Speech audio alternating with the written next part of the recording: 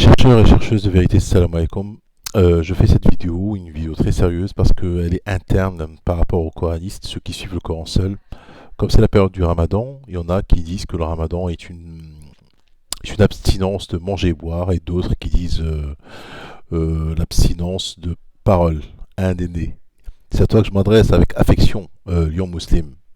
Bah écoute, Néné, moi je suis pas d'accord. Je t'aime beaucoup, mais je suis pas d'accord avec toi. J'aime bien, j'ai regardé tes vidéos, mais là je suis pas d'accord et je vais te dire qu'est-ce que je pense. Moi, c'est ma chaîne, je fais ce que je veux et je dis ce que je pense.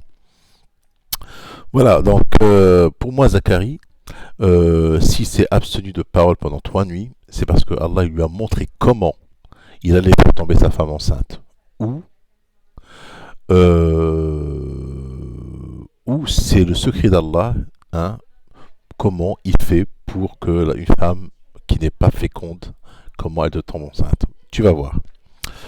Bon, écoute, Néné, attentivement ce que j'ai à dire, c'est mon point de vue, je respecte le tien et je t'aime beaucoup. Et voilà, donc je vais te dire ce que je pense. Surat, on va commencer par Surat Maryam. C'est bien ça, hein? Oula, pourquoi il me sort Surat al-Baqarah? Surat Maryam. Kaf ha ya ain sad. أعوذ بالله من الشيطان الرجيم كاف ها يا عين صاد ذكر رحمة ربك عبده زكريا. C'est un récit de la part de ton Seigneur envers son serviteur Zacharie. Lorsqu'il invoqua son Seigneur d'une invocation secrète et dit: Ô mon Seigneur, mes os sont affaiblis et ma tête s'est enflammée de cheveux blancs. Cependant, je n'ai jamais été malheureux, déçu en te priant, ô mon Seigneur. Donc là, on voit déjà dans quelles conditions il est. Il est très avancé dans l'âge. Ses cheveux sont allumés, se sont enflammés de cheveux blancs. Et il a dit que ses os sont affaiblis. Ses os sont affaiblis, c'est-à-dire que c'est vraiment un vieillard, un très très vieil homme. Je crains le comportement de mes héritiers après moi, et ma propre femme est stérile. Alors une deuxième raison encore, non seulement il est vieux, ses os sont complètement affaiblis, et en plus sa femme est stérile. Accorde-moi de ta part un descendant qui hérite de moi et hérite de la famille de Jacob, et fait qu'il te soit agréable, ô mon Seigneur. Ô Zacharie, alors là, il était qa'iman yusalli fil mihrab dans un autre verset. Il était debout la nuit. Qiyam al-layl, vous allez voir pourquoi. Il faisait Qiyam al-layl, la nuit de la nuit, la prière de la nuit, c'est-à-dire ce que on peut appeler la salat médiane. En train de prier son Seigneur, en train de lui demander. Donc c'était la nuit. Et là, les anges lui répondent automatiquement. Ô Zacharie,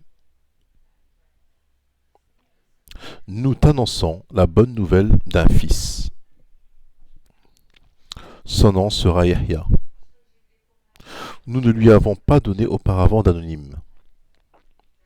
Et Zacharie dit, alors là il va douter: Ô mon Seigneur, comment aurais-je un fils quand ma femme est stérile et que je suis très avancé en vieillesse? Et que je suis très avancé en vieillesse. Donc il doute et il répète: moi je suis très avancé en vieillesse et ma femme est stérile. Comment je peux avoir un enfant? Il doute. Comment est-ce possible? Allah lui dit: ainsi sera-t-il, ton Seigneur a dit. Ceci m'est facile. Et avant cela, je t'ai créé alors que tu n'étais rien. Alors, lui croit en son Seigneur, hein, Zacharie. Il lui dit: ô mon Seigneur, accorde-moi un signe. Montre-moi comment je vais faire pour avoir un gosse. Montre-moi comment. Allah lui dit: ton signe sera que tu ne pourras parler. Alors, sera que tu ne pourras parler, ça c'est pas comme ça. قل آياتك ألا تكلم الناس 3 ليال سويا.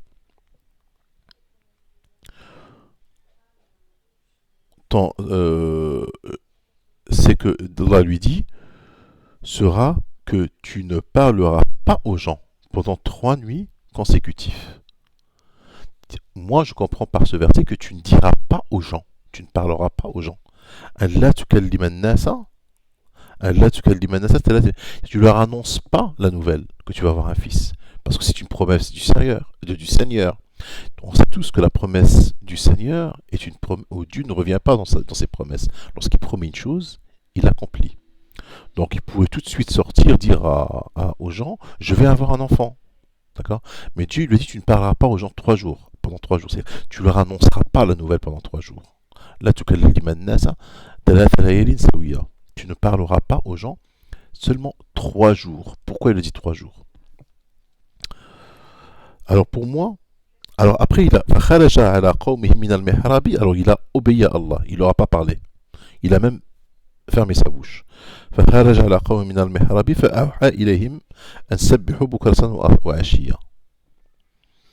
Il sortit donc du sanctuaire vers son peuple. Ça prouve qu'il faisait la prière de la nuit et que le matin, le peuple, quand il est sorti du sanctuaire, le peuple était à l'aube, c'était la prière de l'aube, vers son peuple, puis il leur fit signe de prier matin et soir. Matin, c'est-à-dire l'aube et crépuscule.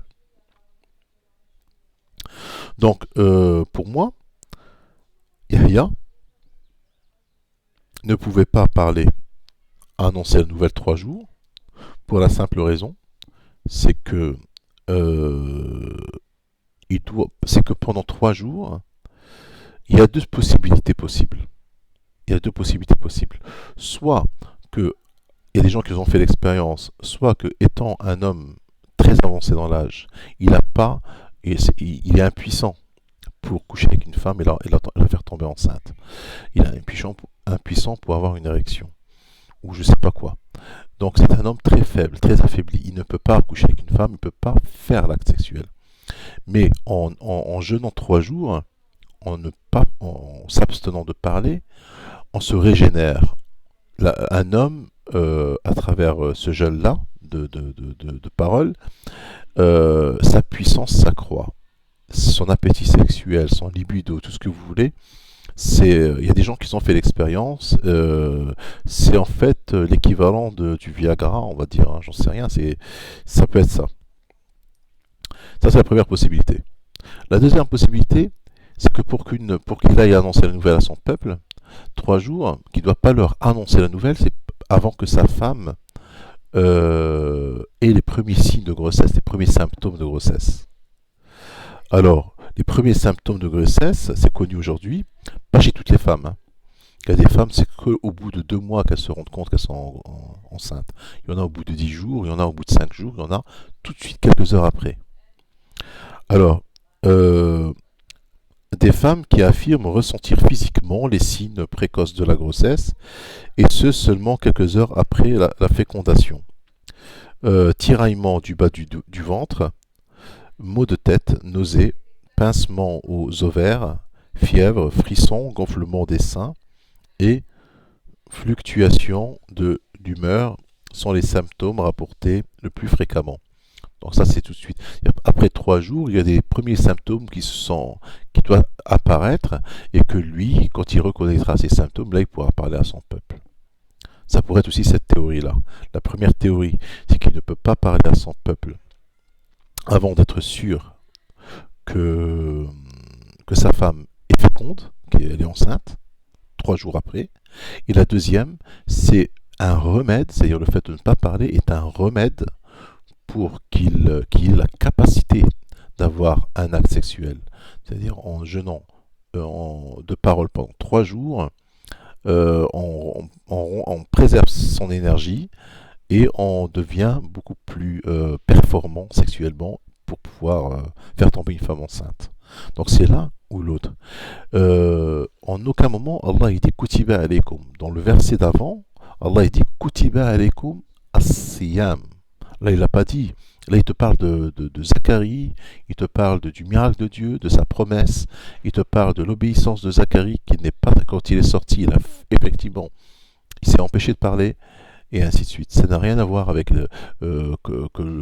Néné, ça n'a rien à voir avec Wadrabna al-Qur'an et kulli mathala. Nous avons donné dans le Coran plusieurs exemples. Des exemples de toutes choses. C'est pas quand Allah te prescrit quelque chose. Il faut que tu saches une chose, mon frère Néné. Yon Muslim, tu dois savoir une chose. Quand Allah te prescrit quelque chose, quand il t'interdit quelque chose, il te dit directement Hurrima alaykum, tac, tac, tac, tac, tac. Kutiba alaykum, tac, tac, tac, tac, tac, tac. Et il s'adresse à des gens spécifiques. Et il te dit directement. Il ne va pas jouer et tortuer. Le Coran n'est pas un livre où on va... le Coran n'est pas un livre où on va... Dieu, il va te jeter en enfer parce que tu n'as pas compris les mots croisés ou je sais pas quoi. C'est pas un mot croisé le Coran. Hein. Le Coran, il est clair. L'enjeu est énorme. Il suffit de rentrer au paradis ou en enfer éternellement. L'enjeu est énorme. Donc Dieu, il ne va pas être tortueux avec toi pour te prescrire quelque chose. Si vous voulez que tu fasses un jeûne de 3 jours de parole, il te l'aurait dit directement.